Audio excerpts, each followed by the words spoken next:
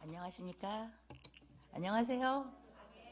저는 이희선 선교사라고 하고요. 더 쉽게 많은 분들은 그냥 써니 선교사라고 부릅니다.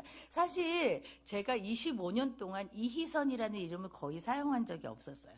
한국에 오면은 교회 이제 뭐 이렇게 간증이나 설교할 때 이희선 선교사입니다 하면 전 너무 어색해요.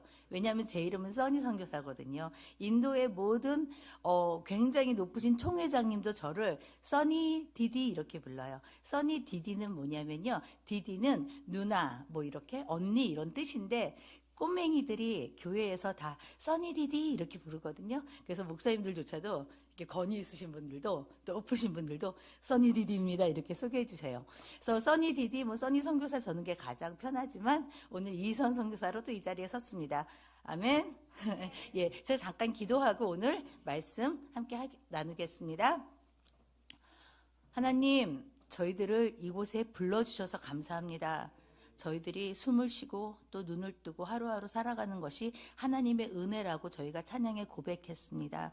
또한 이 자리에 말씀을 사모하여 하나님을 사모하여 이 자리에 나왔습니다. 저희들의 귀를 열어주시고 마음을 부드럽게 하여 주셔서 성령님 오늘 하나님 아버지의 뜻을 알고 또한 우리가 더 하나님을 사랑하는 그런 놀라운 일들이 일어나는 밤 되게 하여 주시옵소서. 함께 하여 주시옵소서. 예수님 이름으로 기도합니다. 아멘. Do you love your Jesus? Do you love my Jesus? 이것은 무슨 이야기냐면요. 제가 인도에서 아이들 설교, 청년들 설교할 때 꼭 먼저 시작해요. Do you love my Jesus? 물어봐요. 그러면 쫙 저희 아이들은 이렇게 대답해요. Yes, I love my Jesus. 아멘. 여러분들 예수님을 사랑하십니까? 아멘. 사랑하시는데 왜 이렇게 표정이 굳어요? 사랑하는 분 앞에 가서 내가 너 사랑해 이렇게 하세요? 사랑하는 사람 생각하면 마음이 막 콩닥콩닥 뛰잖아요. 아멘. 예수님 사랑하십니까? 아멘. 그러면 좀 이렇게 밝게 웃으면서 제가 물어볼 거예요. 한국말로. 긴장하지 마시고 예수님 사랑하냐고 물어볼 거예요. 대답 한번 잘 해보세요. 잘 준비되셨어요? Are you ready? 하면은 저희 인도 아이들은 Are you ready? 그러면 너네 준비됐어? 그러면 애들이 할렐루야 이렇게 해요. 우리 유치하지만 해볼까요? 죄송해요. 제가 어린이 사역 전문가라서 좀 앞에서 번잡스러워요. 죄송해요. 이건 애교로 봐주시고. 자, Are you ready? 그러면 우리 좀 멋있게 할렐루야 해볼까요? 그리고 제가 물어볼 거예요. 예수님을 사랑하십니까? 그러면 네, 예수님을 사랑합니다. 이렇게 한번 해볼까요? 네. 얼굴 표정 관리하시고. Are you ready? 예. 예수님을 사랑하십니까? 아멘. 아멘. 그래요. 사랑의 고백을 하시는 분들이 이렇게 경직돼가지고 막 마치 싫은 사람 고백하는 것처럼 그렇게 하면 안 되죠. 저는 이희선 선교사고요. 인도에서 25년 차를 살고 영광의 면류관을 쥐고 추방당했습니다. 사실 선교사들의 꿈이 있어요. 그 지역에 가서 무덤을 만드는 것이에요. 나갈 때 배낭을 딱 짊어지고 멋있게 교회를 향하여 소리를 치고 나가죠. 내가 돌아올 때는 무덤으로 뭐 돌아오리라. 인도에 내 무덤을 만들리라. 뭐 이런 마음으로 가요. 두 번째, 그걸 못하면 인도에 추방하는 그날까지 내가 살아버리라. 그래서 강제 추방되는 거 있잖아요. 굉장히 영광스러운 일이에요. 그래서 선교사들끼리 넌 추방도 안 당해봤지 뭐 이래요. 추방당한 사람이 밥 사고. 그래서 제가 이제 25년 차가 24년 차를 지나면서 아니 딴 사람들은 7년 차에 다 쫓겨났는데 주님 아직도 저에게 하라고 하시는 일이 있어서 이 땅에 두셨죠? 정말 열심히 살았어요. 정말 열심히 즐겁게 살았어요. 제가 있는 지역은 이거 원래 원고에 없는 건데 사계절이 있는 지역이에요. 인도의 땅 끝이에요. 서쪽 끝. 가장 노을이 해가 가장 늦게 지는 그곳인데요. 사계절이 있어요. 덥다, 조금 덥다, 아주 덥다, 미치도록 덥다. 사계절이 있어요. 근데 정말 미치도록 더울 때는 유튜브 보시면 나와요. 어떤 아줌마가 쪼리 있잖아요. 이렇게 고무 있는 쪼리 신고 가다가 아스팔트가 녹아가지고 쪼리가 아스팔트에 딱 붙어요. 그래서 신발이 그냥 이렇게 벗겨지는 지역이에요. 놀랍지도 않아요. 계란을 그냥 바깥에 딱 깨면 계란 후라이가 돼요. 유튜브에서 보시죠. 저희 동네예요. 그런 곳에서 제가 24년을 살았어요.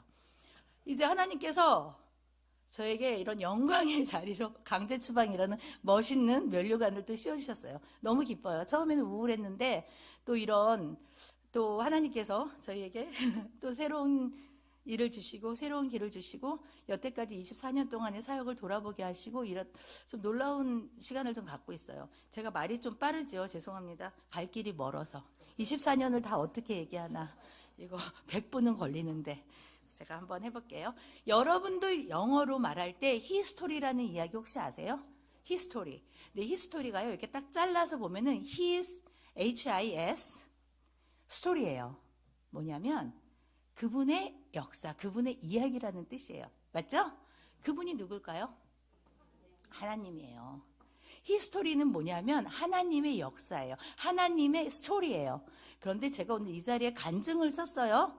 간증은 뭐냐면요. 내가 24년 얼마나 잘 살은 줄 알아? 나 이런 사람이야. 이런 거 아니고요. 하나님 히스토리, 하나님의 역사 안에 하나님이 저를 어떻게 부르셔서 그 자리에 꽂아서 하나님의 일을 같이 하게 하셨는지를 나누고 싶은 거예요. 아멘?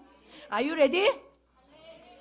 역시 이쪽이 학습 능력이 뛰어나십니다. Are you ready? 여러분들 하나님이 어떤 일을 행하셨는지 저라는 아주 평범한 보리떡, 물고기 2마리 같은 사람을 쓰셔서 어떻게 하나님의 놀라운 일을 행하셨는지 보고 싶지 않으세요? 듣고 싶지 않으세요? Are you ready? 야, 정말 잘하고 계십니다. 예, 저는 85년 정도 된 아주 역사가 깊은 전통교회에서 자랐어요. 모태신앙이었고요. 교회 가는 게 제일 싫었던 유초등부를 겪으면서 엄마한테 막 맞으면서 교회를 다녔어요. 교회에서 아주 열심히였고요. 저 없으면 청년부 돌아가지 않았어요. 굉장히 모태신앙으로서 열심히 있었는데 어느 날 정말 하나님을 만난 거예요. 인격적으로 예수님의 십자가를 만났어요. 저는 그때를 생각하면 지금도 가슴이 뛰어서 눈물이 나요. 십자가를 만났어요. 그때 저의 꿈이 정말 돈 많이 벌어서 잘 사는 게 꿈이었어요. 정말로요. 저희 집은 가난했거든요. 예수님을 만났어요. 심장이 뛰는 거예요. 21살짜리 청년의 이 여성 청년의 가슴에 주님 제가 그럼 어떻게 살아야 될죠? 아침 저녁으로 기도했어요. 맨날 강대상 여러분도 거기서 기도하시죠? 저는 여기서 기도했어요. 밤을 샜어요. 근데 어느 날 한국에 92년도에 시티 오브 조이라는 영화가 개봉이 됐어요. 혹시 아시는 분들 계실 줄 몰라요? 시티 오브 조이라는 영화를 개봉했는데 그날도 아침에 제가 기도를 하는데 친구가 전화가 왔어요. 야, 재밌는 영화 나왔대. 영화 보러 가자. 갔어요. 그런데 영화를 보는 내내 눈물이 끊이지 않는 거예요. 영화 끝나고 딱 나왔는데 얼굴이 이렇게 부어서 눈이 팅팅 부어서 친구들한테 야, 이 영화 뭐냐? 저 영화 속에 나오는 인물들 저게 어느 나라야? 왜냐하면 그 영화가 어떤 영화였냐면 미국의 의사가 삶에 절망하고 삶의 희망 뭐 그런 걸 찾아서 인도로 가는 이야기예요. 인도의 슬럼에서 슬럼 사람들을 도와주면서 삶의 희망을 찾는 뭐 이런 이야기였는데 그 속에서 이렇게 서술되어지는 인도 사람들의 삶을 보는데 저는 정말 인도가 어디 있는지도 몰랐어요. 그걸 보는데 제 심장이 뛰는 거예요. 막 울었어요. 그러면서 기도했어요. 하나님, 저 나라 어느 나라인지 저는 잘 모르겠어요. 전 처음 봤어요. 제가 가겠습니다. 하나님, 제가 갈게요. 저 좀 무식하고 용감해서 손 잘 들어요. 제가 갈게요. 아무도 안 가면 제가 갈게요. 나왔어요. 친구들이 물어봐요. 야, 너 저 영화에 나오는 애들이랑 좀 비슷하게 생겼어. 제가 지금은 그렇지만 그때는 눈이 좀 되게 컸거든요. 야, 여기다 이것만 찍으면 똑같아. 그래서 내가 그러니까 어느 나라 애들이냐? 저기 누구냐? 내가 가야 되겠다. 인도라는 거예요. 그때부터 제가 기도했어요. 얼마나 인도를 사모했냐면 가보지도 못했고 그 당시에는 인터넷 이런 것들이 없었어요. 인도에 대한 정보가 아무것도 없었어요. 90년대 초에요. 그렇죠? 그런데 어느 정도로 심장이 뛰었냐면 찬양을 할 때 주님 내 길 인도하시니 그러면 그 인도 아니잖아요. 저는 막 심장이 뛰는 거예요. 여기 이렇게 길 가다 보면 차도로 다니지 말고 인도로 다니세요. 주님 말씀하시나 봐. 나 인도로 가야 돼. 아시겠어요? 제가 그렇게 인도를 사랑했다고요. 그래서 제가 기도하고 준비해서 인도로 파송이 됩니다. 제 나이 25, 배낭 메고 인도 갔어요. 갈 때 제가 저희 교회 파송 예배를 드려주시는 교회 분들에게 그 찬양을 했어요. 비전이란 찬양? 비전 찬양을 하면서 십자가로부터 흘렀던 그 피가 흘러 모든 족속과 그 흘러가는 그것에 대해서 얘기하면서 제가 용감하게 배낭을 메고 인도로 갑니다. 결혼 전이었어요. 제가 얼마나 용감했냐면 정말 배낭 메고 갔어요. 그 넓은 인도 땅. 인도가요, 한국보다 33배가 커요. 한반도보다. 아는 사람이 한 명도 없었어요. 갔어요. 가서 제일 큰 벵가루루라는 아주 좋은 도시인데 아주 큰 베이스에 리더로 갔어요. 청소년 어린이 사역 리더로 갔어요. 그래서 거기서 사역을 시작하려고 봤는데 제 마음에 거기에는 선교사님들이 너무 많은 거예요. 뭐 대학원 나오시고 박사하시고 뭐 다 전문 너무 많으신 거예요. 제가 그걸 딱 보면서 여기선 안 되겠다. 이분들이 여기서 이렇게 사역을 잘하시니 나는 인도 이렇게 땅도 넓은데 아직도 복음이 전해지지 않은 곳이 너무 많은데 그걸로 내가 가야 되겠다. 그래서 인도 지도를 쫙 펴놨어요. 피고 주님 제가 어디로 갈까요? 기도했어요. 그럴 때 어떤 사건이 벌어지냐면 두 가지 사건이 벌어지는데 기도 중에 델리라는 곳에서 제가 이제 어디로 가야 될지 기도하고 있었어요. 맥도날드를 갔죠. 이제부터 제가 사역이 이제 어떻게 하나님께서 저의 삶을 통해서 하나님이 일하셨는지를 나누는 거예요. 잘 들어보세요. 맥도날드를 갔어요. 너무 배가 고파서. 그래서 막 이렇게 맥도날드 먹는데 맥도날드는 유리잖아요. 그 바깥에서 이러는 아이들이 이렇게 다 이렇게 다닥다닥 붙어 있는 거예요. 더럽죠. 거지들이었어요. 얘네들이 연기를 너무 잘하는 거예요. 저쪽에서 지네끼리 막 신나게 놀다가 저를 딱 보니까 막 슬픈 표정을 지으면서 막 이렇게 배고프다고. 너무 귀엽잖아요. 그래서 내가 야 나도 그거 어떻게 하는지 가르쳐줘. 그래서 애들한테 배웠어요. 국어라는 거. 그러면서 봤더니 너희들은 집이 어디니? 봤더니 쓰레기 더미 길에서 자는 거예요. 그 고가도로가 있잖아요. 그 밑에 비를 피하고 자는데 한 300명이 거기에서 이제 길거리에서 자는 거예요. 길거리는 아니죠. 옆에 쓰레기장 옆에 사는 거여서 이 아이들을 위해서 무엇을 할까 기도했죠. 기도하면서 같이 간 스위스 친구랑 둘이서 배낭에 사과를 넣고 그 아이들을 방문하기 시작했어요. 그러면서 찾아갔더니 이 아이들이 너무 그런 삶을 살고 있는 거예요. 너무 배고프고 엄마 아빠는 알코올 중독자에다가 얘네들은 하루 종일 나가서 국어를 해서 돈을 벌어오면 밤에 엄마 아빠 드리고 돈을 못 벌어오면 밤새도록 맞고 그런 삶을 사는 아이들이었어요. 그래서 그 아이들을 위해서 무엇을 할까 하다가 그 아이들에게 우선 밥을 먹이자. 그래서 저희 친구들하고 제가 친구들 다 인도 친구, 스위스 친구 다 불러가지고 100명의 밥을 해가지고 바켓스에다가 밥, 카레 해가지고 사과 들고 가기 시작했어요. 그 사진을 먼저 좀 보여드릴까요?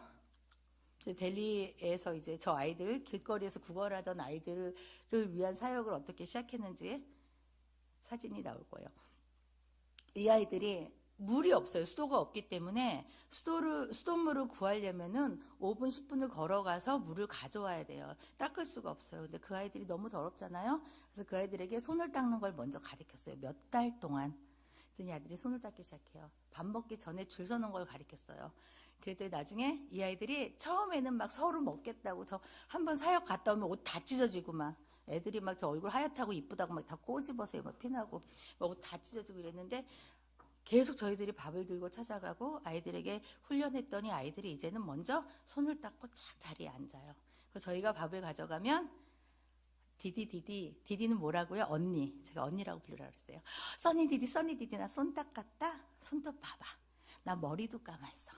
줄 서서 앉아서 저희들이 가져가는 밥을 먹고 이제 밥을 주고 다 모여봐. 하나님의 이야기, 예수님의 이야기 해주고 찬양 가르치고 그러면서 물어봤죠. 너희들은 뭘 하고 싶니? 아이들이 얘기했어요. 나 사실은 공부가 하고 싶어요. 깜짝 놀라서 아닐 것 같죠? 걔네들이 책 읽고 싶대요. 그래서 봤더니 걔네들 국어라는 삶의 현장을 제가 찾아갔죠. 그랬더니 애들이 막 국어하다가도 저쪽 뒤에서 제가 사준 책, 동화책 같은 거 막 읽기 시작해요. 저쪽에서 연필로 막 글씨 쓰기 시작해서 이 아이들을 위해서 사역을 하나 시작해야겠다. 뭘 했겠어요? 제가 집을 얻어서 센터를 하나 장만했어요. 그래서 얘들아 엄마 아빠한테 돈 벌러 간다고 하고 올 때 센터에 먼저 와. 그럼 애들이 막 아침 8시에 와요. 예, 제가 저랬어요. 이쁘다. 저 아이들이 사는 곳이에요. 저 밑에 그냥 가죽 그냥 깔고 자고 그래서 이 아이들이 처음에 막 저렇게 달겨들고 이랬던 아이들인데 이제 처음 사진처럼 저희가 이제 아이가 태어나면 저런 데서 그냥 저렇게 자요. 너무 슬펐던 일이 하나 있는데 그 다음날 갔는데 저 아이가 없어졌어요. 그 다음 며칠 있다 갔는데 애기 어디 갔니? 그랬더니 그냥 거죽을 깔고 자는데 4살짜리 형아가 갓난아기를 깔고서 죽인 거예요. 그게 사고였어요. 사고. 공간이 그러니까 너무 추운 날. 그래서 그때 제 마음이 너무 많이 무너졌죠. 저 아이였어요. 그래서 이 아이들을 위해서 2층짜리 집을 딱 얻어서 얘들아 아침 8시면 센터로 와. 와서 먼저 손 닦고 얼굴 싹 샤워하고 손 닦고 밥 먹자. 아침을 먹여요. 그리고 9시에 잠깐 예배하고 애들이 하고 싶은 공부가 영어랑 수학이었어요. 영어 수학 딱 가르치고 점심 먹이고 야 빨리 일터로 가. 오늘 돈 안 벌면 아빠한테 또 맞잖아. 일터로 보내는 거예요. 그리고 5시쯤에는 걔네 일터가 공원이거든요. 맥도날드 앞에. 가가지고 애들이랑 또 게임 하나 하고 글 가르쳐주고 이런 식으로 센터를 개척하고 인도 친구한테 넘겨주고 저는 또 다른 사역으로 넘어가죠. 저 센터 사역은 아직도 있어요. 그래서 저 출신들이 저 때가 99년, 2000년도였거든요. 그 친구들이 자라서 선생님이 돼서 그 다음 아이들을 가리키고 제 친구들이 아직도 그곳에서 센터 사역을 하고 있어요. 굉장히 놀라운 역사들이 많이 일어났던 곳이죠. 그래서 제가 이제 저 사역을 딱 개척해서 넘기면서 정말 나는 어디로 가야 될 것인가 기도하고 있었어요. 이때부터 구자라트 인도의 사역이 제가 시작되죠. 그런데 어느 날 델리에 있는데 델리 땅이 움직이는 거예요. 델리는 저 위쪽 지역이고요. 제가 있는 구자라트 지진은 저 검정 지역이죠. 델리에 있었는데 델리가 움직였어요. 흔들렸어요. 구자라트에 지진이 일어났다는 거예요. 뉴스에. 그 소식을 듣자마자 제 마음이 떨리기 시작했어요. 왜냐하면 제가 기도했던 지역이 2곳이 있었어요. 하나님 모든 선교사들이 인도에 무덤을 만들겠다고 오면서 다 좋은 도시로 가요. 하나님 저는 선교사들이 가지 않는 지역으로 갈래요. 그게 바로 구자라트였어요. 선교사들의 무덤이라는 별명을 갖고 있는 도시거든요. 주거든요. 근데 저 주에 지진이 났다는 거예요. 그래서 제가 친구들을 15명을 다 불러 모았어요. 야 우리 가자. 구호하러 가자. 우선 갔어요. 갔는데 어떤 이야기를 들으면서 갔냐면 전날이 국가 리퍼블릭 데이였어요. 학교 행사가 있었어요. 그날 아침에 아이들이 학교 행사하잖아요. 딱 줄 서서 조회하는데 그때 지진이 났어요. 그래서 저 지역의 아이들이 그냥 매몰됐어요. 근데 저 지역이 파키스탄 가까운 사막 지역이에요. 그리고 저쪽이 힌두가 엄청 강한 지역이었어요. 그런데 제가 왜 저 지역으로 내려갔냐면 이야기를 듣는데 3일 동안 매몰된 곳에서 아이들의 소리가 들렸대요. 살려주세요. 제가 그 얘기를 듣는데 지체할 수가 없었어요. 그래서 제 친구들하고 다 팀을 만들어서 구호품을 가지고 내려갔죠. 델리에 계신 모든 선교사님들한테 선교사님들이 저에게 얘기했어요. 너 미쳤어. 가지마. 제가 아니요. 전 갈 거예요. 내려갔죠. 가서 저 다 무너진 곳에서 집을 다시 지어주고 아이들 교육을 하고 가서 봤는데 어느 정도로 처참했냐면 사람들이 살던 한 조그만 도시가 그냥 다 무너져서 아무것도 없었어요. 그런데 더 놀라운 건 뭔지 아세요? 힌두 신들이 굉장히 크잖아요. 우상이 모가지가 다 떨어져가지고 대굴대굴 굴러다니는 거예요. 그걸 보면서 하나님 제가 이곳에서 무엇을 할 수 있을까요? 기도했죠. 그리고 그곳에 살아남은 아이들을 위해서 교육하고 그런 일들을 1년 동안 했어요. 그리고 다시 델리로 돌아왔어요. 아 정말 어느 지역으로 가야 될 것인가 기도했죠.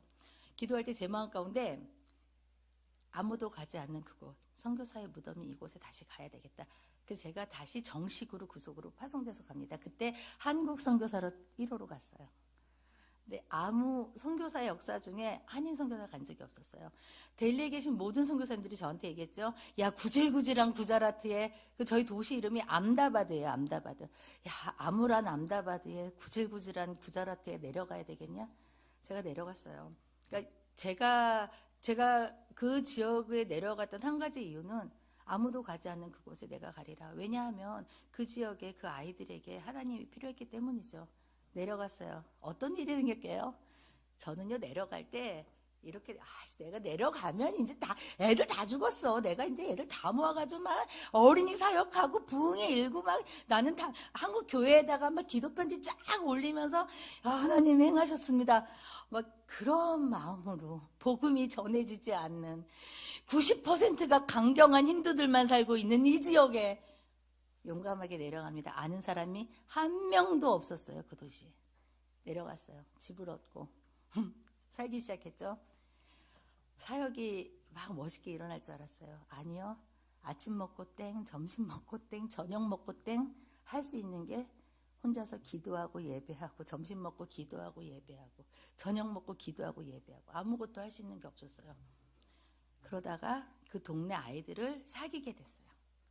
그래서 이제 무슨 사역을 좀 해볼까 하는데 그 도시에 무슨 일이 터지냐면 종교 분쟁이 터져요. 무슬림과 힌두가 싸우기 시작했어요. 어떤 일이 벌어졌냐면 힌두들이 자기들의 성전에서 예배드리고 오는 힌두 기차를 타고 예배드리고 오는 힌두들의 기차를 무슬림들이 불태워버려요. 난리가 났어요. 그날 밤에 5시에 불태웠는데 7시에 모든 도시가 멈추고 모든 힌두들이 머리에 주황 색깔 띠를 두르고 몽둥이를 들고 불을 들고 무슬림 집들을 다 찾아다니기 시작했어요. 정말로요. 저는 제가 태어나서 그렇게 끔찍하고 무서운 건 정말 처음 봤어요. 길거리에 모든 힌두들이 나와서 사람들을 색출해내기 시작했어요. 무슬림들을. 무슬림 집들을 다 불태우고 무슬림들을 죽이기 시작했어요. 길에 무슬림들 시체가 막 나들게. 그리고 모든 무슬림들 집을 불태우기 시작했어요. 제가 그때 너무 무서웠죠. 모든 기능은 다 멈췄어요.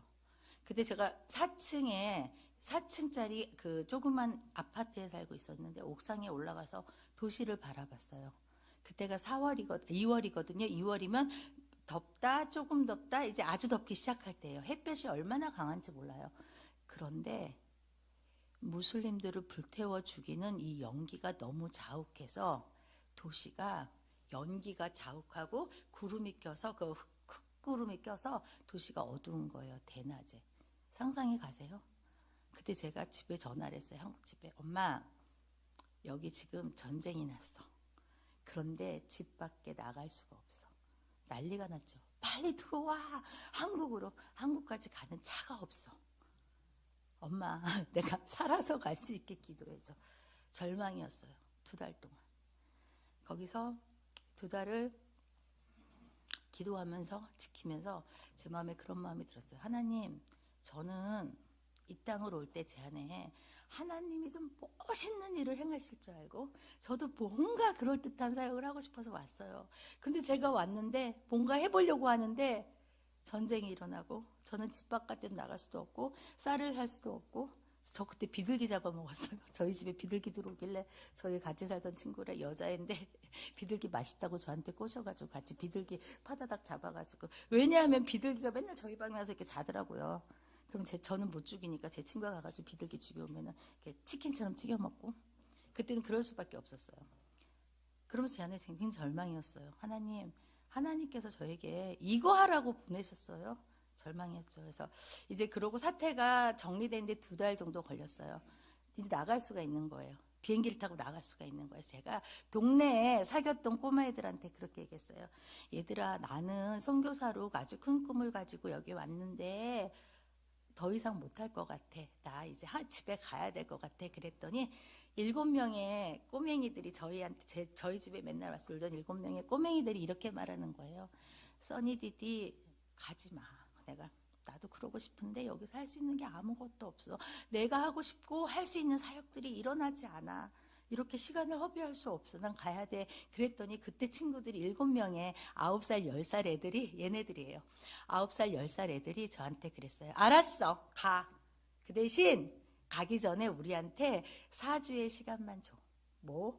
내가 키즈클럽이라는 프로그램을 내가 열을게. 9살짜리 애가. 내가 우리 집 거실로 10명을 매주 모여올게. 그러면 써니디디는 설교만 해줘. 이러는 거예요. 그건 할 수 있잖아요. 가기 전에 뭐라도 하고 가야 되잖아요. 그래서 알았어, 4주야. 시작했어요. 애들이요, 막 저희 집에서 초대장을 만들어요. 내가 속으로 지네들이 하는 게 뭐가, 알아서 뭐 할 건데 했더니 뭐 초대장, 그래 한국은 이렇게 만들어, 막 예쁘게 같이 만들고, 몇 장이면 되겠니? 네, 그러는 거예요. 14장. 알았어. 그래서 14장을 만들었어요. 근데 그 다음날 디디디디디디 막 애들이 문을 두들기는 거예요. 왜 했더니 14장이 모자라요. 할렐루야. 그래서 속으로는 막 이러면서 진짜 막 이랬어요. 했더니 25명이 오고 싶다고 카드를 만들어 달라는 거예요. 그래서 그 25명과 키즈클럽을 시작했어요. 4주 때가 됐잖아요. 제가 짐을 싸기 시작했죠. 얘들아, 이제 나는 가야 돼. 애들 울기 시작해요. 한 달만 더 시간을 줘. 한 달만 우리에게 성경을 가르쳐줘. 그래서 하기 시작했어요. 그렇게 해서 시작한 그 키즈클럽이 25명이 시작한 키즈클럽이 10년 안에 2,000명으로, 그 아이들이 딱 2달 키즈클럽 끝나고 무슨 기도를 하기 시작했냐면요. 하나님, 우리가 1기 킹스키즈인데 저 옆 동네에 2기 시작하게 해주세요. 3기 하게 해주세요. 그 아이들이 주축이 돼서 저렇게 계속 키즈클럽이 늘어나는 거죠. 이쁘다. 그래서 그 아이들과 함께 제가 한국으로 돌아가려고 기도했던 그때 하나님께서는, 하나님의 역사는 시작되는 거죠. 아멘. 우리가 눈으로 봤을 때는 전쟁이 일어나고 아무것도 할 수 없어요. 무슬림이랑 힌두랑 서로 막 죽이고 싸워요. 2,000명이 죽었어요. 무슬림들이 힌두한테. 기독교인들은 2%밖에 안 돼요. 입도 못 열고 너무 무서워서 발발 떨고 있었어요. 아무것도 할 수 없어요. 그때 하나님께서 새로운 사역을 시작하시죠. 저것이 그 유명한 킹스키즈 사역이에요. 인도 전역에. 그래서 구자라트주에 2,000명의 아이들이 각 지역마다 매일매일 모여서 예배를 드리기 시작했어요. 아멘. 그래서 이제 어린이 사역이 시작했어요. 하나님의 놀라운 일은 여기서 계속되는 거죠. 저렇게 지역마다, 지금 아까 그 킹스키즈 클럽, 이건 또 다른 또 지역마다, 도시마다 저렇게 어린이 사역이 일어나기 시작했어요. 놀라운 사역, 놀라운 역사는 이곳에서 또 시작됩니다. 제가 어린이 사역 전문가잖아요. 아이들을 열심히 키워놔요. 결혼 전의 이야기예요, 지금까지는. 그런데 어느 날 권태현 선교사님이란 분이 인도로 시집을 오세요. 중국에서 사역을 참 잘하시고 한국에서도 사역을 참 잘하고, 훈련 사역, 특히 젊은이 청년 사역, 훈련 사역에 굉장히 탁월하거든요. 권태현 선교사님이. 그분이 인도로 시집을 오십니다. 제가 그때 그랬어요. 인도에 다 있으니까 그냥 몸만 오세요. 왜냐하면 저는 인도에서 7년차 살고 있었잖아요. 근데 정말 몸만 오신 거예요. 염치도 없이. 그러더니 저한테 오시자마자 그러더라고요. 오면 다 있다며. 사실 그때까지 제가 장롱도 없고 박스에다가 짐을 놓고 살고 침대 없이 매트리스 깔고 자고 뭐 이랬어요. 냉장고도 없이. 펜 하나만 놓고 에어컨도 없이 오자마자 혼수를 장만해 주시기 시작했어요. 권태현 선교사님이 오자마자 식탁을 사주고 침대를 사주고, 그래서 함께 사역이 시작됐죠. 더 놀라운 건 무엇이냐면요. 하나님은 굉장히 전략적인 분이세요. 아멘. 왜냐하면 저는 어린이 청소년 사역 전문가거든요. 그런데 시간이 지나니까 이 친구들이 계속 자라나잖아요. 9살짜리가 12살이 되고 12살짜리가 15살짜리 되고 계속 자라나는데, 권태현 선교사님 오자마자 청년 사역, 대학생 사역, 훈련 사역에 탁월하시잖아요. 제가 이렇게 잘 키워놓은 아이들을 데리고 싹 가시더니 저렇게 놀라운 또 청년 사역, 대학생 사역을 하기 시작하시는 거예요. 그래서 저희 사역이 더 넓어지고 깊어지고, 그렇게 되는 거죠. 그래서 저희가 유스 사역도 시작하게 되었고요. 그 전에 좀 사진을 한번 보여주시면 얼마나 재미있게 사역했냐면요. 그 전에 그 경배와 찬양 사역 한번 보여주세요. 저희가 있는 이 구자라트는 굉장히 전통적인 동네예요. 교회에서도 아직 굉장히 전통적인 예배를 드리고, 청년들도 경배와 찬양이 뭔지 몰라요. 하나님을 어떻게 예배해야 될지 모르는 친구들이었어요. 그래서 저희가 소망교회 아시죠? 한국의 그 큰 소망교회가 3년 동안 저희 지역에 계속 오셔서 전도행을 하면서 그분들과 함께 1,300명을 모여서 강당에서 경배와 찬양을 계속 콘서트를 열었어요. 그랬더니 딱 3번째 하니까 어떤 놀라운 일이 일어나냐면요. 이 아무것도 모르고 하나님을 어떻게 예배해야 될지 모르는 이 친구들이, 젊은 인도의 청년들이 예배팀을 만들기 시작했어요. 그리고 자기들이 악기를 배우고 자기들의 언어로 찬양하며 예배하기 시작했어요. 5년 걸렸어요. 그래서 지금은 저희를 초청하지 않아요. 왜? 더 잘하거든요. 아멘. 그래서 그 도시의 교회 사역의 흐름이 역사가 바뀐 거죠. 그래서 정말 하나님은 어떻게, 왜냐하면 이분들은 찬양할 때 잘 어떻게 하는지 몰랐어요. 근데 저희 경배와 찬양팀이 와서 막 섹션들이 정말 막 뛰면서 찬성하면서 춤추면서 찬양하는 걸 보고 이분들이 배운 거죠. 하나님은 이렇게 찬양하는 거구나, 자유롭게. 그래서 교회의 흐름이 바뀌기 시작했어요. 그래서 목사님들 모든 분들 1,300명 저희가 모셔놓고 함께 예배하며 경배와 찬양을 시작하게 됐죠. 그리고 이 일을 계기로 저희가 앨범도 제작했어요. 저희 제자들에게 노래를 만들게 하고 앨범을 제작해서 또 그 지역교회에 저희들이 그걸 또 공급해 드리면서 하나님을 찬양하는 것이 어떠한 것인지 계속 가르치기 시작했죠. 예. 그렇게 해서 저희 구자라 사역은 어린이 청소년, 사실은 어린이 사역, 아까 그 7명의 아이들과 함께한 사역이 2,000명의 킹스키즈 사역이 되고 또 청년 사역이 되고 교회 개척 사역도 있고, 저번에 권태현 선교사님이 이미 사역은 다 나눠주셨죠. 그래서 저희가 그 사역에 대해서 더 이상 제가 사역을 일일이 다 말씀을 드리지 못할 것 같아요. 그런데 한 가지만 제가 더 간증을 하자면, 저희가 이제 저렇게 어린이 사역을 계속 하고 있을 때, 그때 저희 딸내미들이, 저희 세리세나가 3살, 뭐 2살 그때였어요. 큰애만 있었어요. 큰아이를 데리고 밤에 너무 덥죠. 아까 말씀드렸죠. 저희 지역은 사계절이 있다, 덥다, 조금 덥다, 좀 심하게 덥다, 아주 심하게 덥다인데, 아주 심하게 더운 날 저녁을 먹고 산책을 나갔어요. 이제 사역, 어떻게 또 하나의 사역이 시작됐는지 말씀드리는 거예요. 현재 이 사역은 아샤센터라는 교육센터 사역인데요. 어떻게 시작됐는지 말씀드릴게요. 저희 가족이 너무 더워서 저녁을 먹고 산책을 갔어요. 저희 큰딸이 2살이었어요. 이제 막 걷고 아장아장. 근데 저쪽에 요만한 아이가 배가 남산만해서 옆에 더 조그만해 4명을 데리고 국어를 하러 다니는 거예요. 제가 외국인이잖아요. 또 불쌍한 표정으로 배가 고파서 내가 딱 봤는데 기가 막힌 거예요. 배가 남산만한 애가 너무 애기였어요. 물어봤어요. 근데 몇 살이야? 15살이래요. 근데 임신을 해가서 배가 남산만. 너 남편 어디 있어? 남편한테 두들겨 맞고 친정으로 도망왔어. 얜 누구야? 밑에 4명 동생. 작고 더 작고. 막내가 저희 셀이랑 동갑이었어요. 이름이 써니거든요. 걔도 막내가. 근데 막내 그 걸음도 못 걷는 애를 빨개 벗겨가지고 이러고 데리고 다니는 거예요. 국어를 하러. 제 마음이 찢어졌죠. 근데 그때까지 저희가 이런 어려운 가난한 슬럼 아이들 사역에 대한 계획은 없었어요. 왜냐하면 지금 하는 사역도 너무 저에겐 벅찼기 때문에. 근데 그걸 보는데 그런 마음이 들더라고요. 우리가 이 배고픈 아이들을 위해서 무엇인가를 해야 되겠다. 그래서 저희 사역자들과 함께 저녁마다 도시락을 쌌어요. 도시락을 싸서 그 친구들을 찾아갔어요. 근데 이런 친구들이 특징이 뭐냐면 저희들이 도시락을 주면 안 먹어요. 싸가요. 왜냐하면 저 뒤에서 앵벌이를 시키시는 분들이 눈치를 줘요. 못 먹게 해요. 싸가서 다 뺏겨요. 그래서 저희들은 어떻게 하냐면 도시락이나 먹을 거 가져면 앉아. 내 보는 앞에서 빨리 먹어. 다 먹이게 하거든요. 그래서 매일 밤마다 도시락을 가지고 그 친구들을 찾으러 다녔어요. 어느 날 보니까 애들을 찾을 수가 없는 거예요. 2km를 계속 돌고 돌아서 겨우 찾았어요. 그래서 애들한테 물어봤죠. 너희들 진짜 어떤 도움이 필요하니? 왜냐하면 저희들이 맨날 밤마다 가서 하루는 놀아주고 하루는 밥 먹이고 하루는 앉아서 너희들 이름 쓰는 거는 이름은 써야지 어디 가서 뭘 하잖아요. 가르치고 했죠. 이 아이들이 15살짜리 큰언니가 이러더라고요. 디디, 나는 괜찮은데 우리 동생들을 위해서 공부를 좀 가르쳐줘. 놀랍죠? 애들이 공부하고 싶어요. 그래서 걔네 집을 찾아갔어요.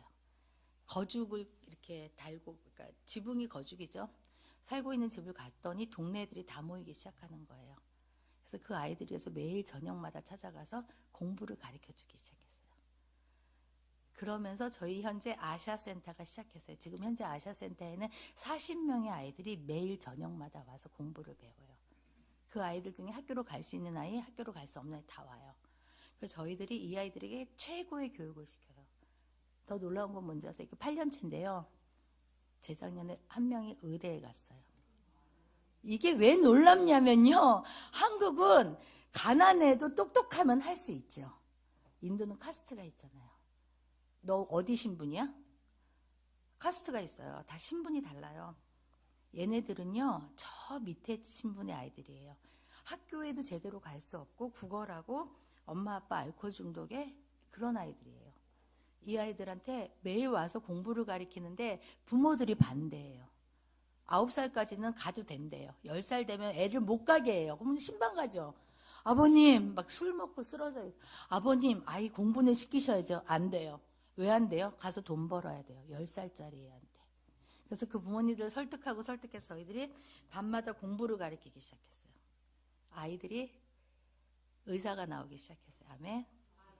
그리고 저희 킹스키즈 클럽에서는 아이들이 현재 그 7명에서 시작한 25명에서 시작한 킹스키즈 아이들은요, 현재 교수, 은행 지점장, 의사, 교사, 약사 다 나왔어요. 그래서 그 제자 중에 한 명이 의사가 된 친구가 있는데 매년 저한테 편지를 써요. 디디, 내가 의사가 된 거를 나는 왜 의사가 되기로 기도했는지를 기억해요.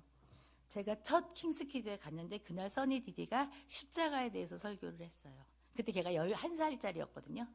그 설교를 듣고 내 삶을 어떻게 살아야 되는지 기도했어요. 그때 결정했어요. 의료 선교사가 돼서 하나님의 부르심에 제가 기도하면서 나아가야겠다. 그래서 공부하기 시작해서 의사가 됐어요. 지금 2달 전에 저 여기 쫓겨났는데 편지 왔어요. 디디, 전문 있다고 지금 인도에서 제일 좋은 의과대학의 교수로 발령됐어요. 저는 정말 너무 기뻤어요. 왜냐하면 하나님께서 저희의 사역을 통해서 그 다음 세대까지 계속 일하시는 거죠. 그래서 그 친구가 아무도 가지 않는 그 시골에 가서 의사를 하기 시작했어요. 선교사로 가서, 의료 선교사로 가서. 이런 일들이 계속 일어나는 것이죠. 그래서 현재는 저희가 사실은 인도에서 지금 한국으로 자리 이동이 됐잖아요. 짠 자리 이동이 됐어요. 그래서 많은 분들이 물어보세요. 아니 인도 사역은 어떻게 되신 거예요? 이제 그만인가요? 그럼 저는 이렇게 얘기해요. 제가 그만둔다고, 제가 쫓겨났다고 하나님의 열심히 그만두나요?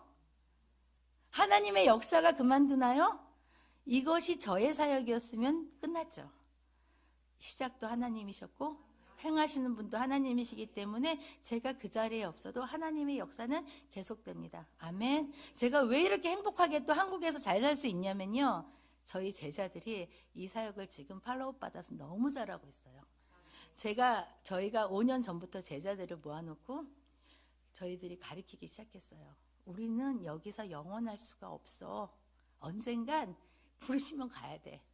자, 이 유업 중에 골라. 너희들이 하고 싶은 사역 다 골라. 앉혀놓고 저희들이 얘기했죠. 한 친구가 손 들었어요. 제자 중에 한 명인데 지금 은행장 하는 친구가 있어요. 젊은데 되게 똑똑해요. 디디, 저한테 경배와 찬양 사역을 주십시오. 너 유업으로 가져가. 그래서 그 친구가 하고, 또 한 명은 저희 수제자인데, 디디, 저는 슬럼 사역을 주세요. 저희가 슬럼 사역이 굉장히 여러 곳에 있어요. 가져가. 그 친구가 가져간 슬럼 사역은 진짜 길거리에서 지금 자는 친구들이에요. 머리 하나에 이가 다다다다닥 있는 친구들 있죠. 전도여행 한국 분들 오시면은 막 이거를 못 하세요. 손이 떨려서 이게 이가 너무 많으니까. 그런 사역, 그런 아이들을 돌보고 교육하는 사역 제가 하겠습니다. 너무 이쁘지 않아요? 다들 멋있는 사역하고 싶어 하잖아요. 설교 사역. 앞에서 뭐 멋있는 경배와 찬양. 근데 그 친구가 손 들고 하더라고. 제가 그 사역 하고 싶어요. 너의 유업으로 가져가. 또 어떤 친구는 저는 청소년에 대한 마음이 있어요. 내가 청소년 예배에 와서 제가 하나님께 은혜 받고 제 삶을 헌신했는데 제가 그 사역하고 싶어요. 좋아, 가져가. 그래서 저희가 3년 전부터 이 작업들을 계속했어요. 그래서 저희 제자들이 저희 뒤에서 계속 그 사역을 같이 하고 있는 거죠. 저는 꿈이 있어요. 어떤 꿈이냐면요. 여러분들 혹시 이 찬양 아세요? 제가 아까 저희가 찬양 예배 전에 찬양했던 건데, 주님 다시 오실 때까지. 저는 이 찬양 정말 사모해요. 그래서 저희 언어로, 인도 언어로 저희가 이거를 번역해서 저희가 녹음을 했는데, 저는 꿈이 있어요. 저에게 어떤 꿈이 있냐면요, 주님 다시 오실 때까지 저는 그 자리에 서 있을 거예요. 그것이 인도이든지 한국이든지 하나님이 부르신 그 부르심에 저는 서 있고 싶어요. 어떤 모양이든지 상관없어요. 제가 인도 옷을 입든지 한국 옷을 입든지 한국 사역이든지 그것은 중요하지 않아요. 왜냐하면 저는 저의 삶을 다해서 하나님의 그 역사 가운데 하나님이 이 시간 하시고 싶은 그 일 가운데 저는 서 있고 싶어요. 아멘. 하나님이 저의 삶을 쓰시도록 저는 그렇게 하고 싶어요. 그래서 제 꿈은 뭐냐면 주님 다시 오실 때 그 길에 서서 주님을 맞이하고 싶어요.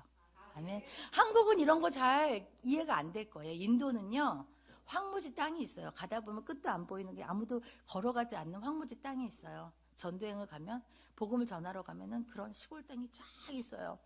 저는 그곳에 서서 이렇게 기도하는 거죠. 하나님, 주님 다시 오실 그때에는 이 길에 서서 주님 다시 보고 싶습니다. 아멘. 그리고 저의 기도는요, 그때 빈손으로 아무것도 없어서 주님 오셨어요 이런 거 아니에요. 주님 딱 오시면 저는 멋있게 제 손을 딱 열어서 주께 드릴 열매 가득 안고 서고 싶습니다. 아멘. 그것이 저의 삶의 기도 제목이에요. 그것은 제가 어느 곳에 가든지 제 숨이 닿는 그날까지 좀 그렇게 살고 싶어요. 아멘. 그러고 더 하나 꿈이 있는데요. 주님, 그렇게 살다가 주님 저 부르셔서 그곳에 갈 거잖아요. 여러분들 천국을 소망하십니까? 아멘. 천국 왜 가시려고요? 가셔서 뭐 하시려고요? 저는 꿈이 있어요. 천국 가서요, 딱 하나님 예배하고 찬양할 때요, 뒤를 쫙 볼 거예요. 뒤를 쫙 보면 제 제자들이 저와 함께 그 자리에 서서 모든 요한계시록 말씀처럼 모든 족속과 민족과 백성과 방언에서, 아멘.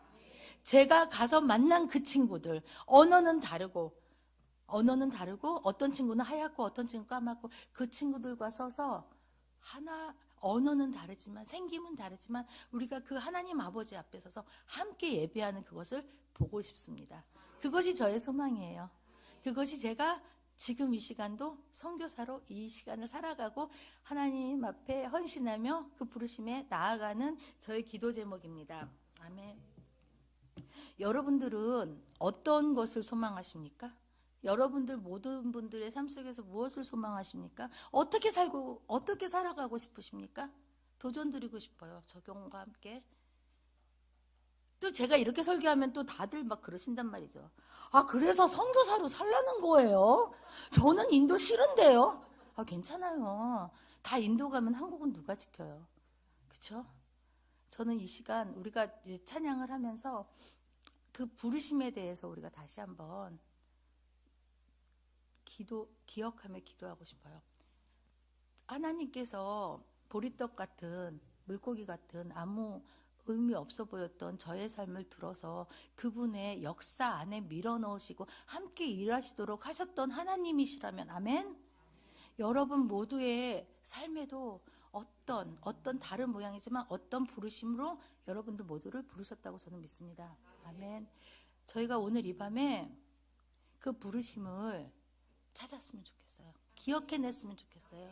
우리가 처음 그 십자가 앞에서 울었던 그 눈물을 기억하면서 첫 마음을 기억하면서, 맞아요 주님, 제 인생 가운데 이런 소망을 주셨죠. 이런 부르심을 주셨죠. 어떤 모양이든지 우리 다시 한번 기억해냈으면 좋겠어요. 아멘. 제가 이 교회에 와서 6개월, 5개월을 함께 예배하면서 한 가지를 제가 느꼈던 게 있어요. 뭐냐면은요, 이 교회 성도님들이 너무 교회를 사랑하시는 거예요. 정말 감동받았어요. 선교사는 거짓말 안 해요. 아멘. 정말 감동받았어요. 한 분 한 분이 얼마나 교회를 사랑하시는지 제 마음이 그걸 느꼈어요. 그래서 제가 오늘 말씀을 준비하면서 여러분 안에는 어떤 분은 또 이 교회를 다시 회복하고 교회가 교회되게 하는 거에 대해서 부르심이 있는 분도 계실 거라고 저는 믿어요. 아멘. 부르심을 쫓아 삽시다. 나이와 상관없어요. 성별과 상관없어요. 하나님은 모든 사람을 그분의 역사 가운데로 부르셨기 때문입니다. 아멘. 우리가 찬양할 때 처음 이 찬양을 좀 했으면 좋겠어요. 은혜라는 찬양인데, 저희가 눈을 감고 이 찬양 아시는 분들은 이렇게 하시면서 내가 이 시간까지 살아왔던 이 모든 것이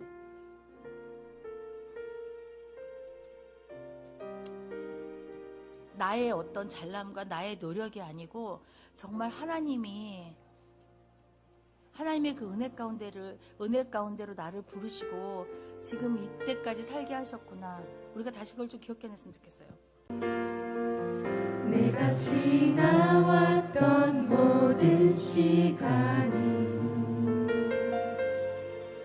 내가 걸어왔던 모든 순간이 그것이 모두 당연한 것이 아니었어요. 하나님의 은혜였어요. 당연한 것 아니라 은혜였소. 이 찬양이 우리의 고백이 됐으면 좋겠습니다. 아침 해가 뜨고 저녁에 노을, 봄의 꽃향기와 가을의 열매, 변하는 계절의 모든 순간이 당연한 것 아니라 은혜였소. 모든 것이 은혜, 은혜,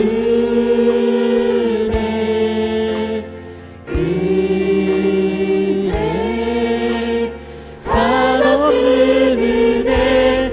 내 삶에 당연한 것 하나도 없었던 것을 모든 것이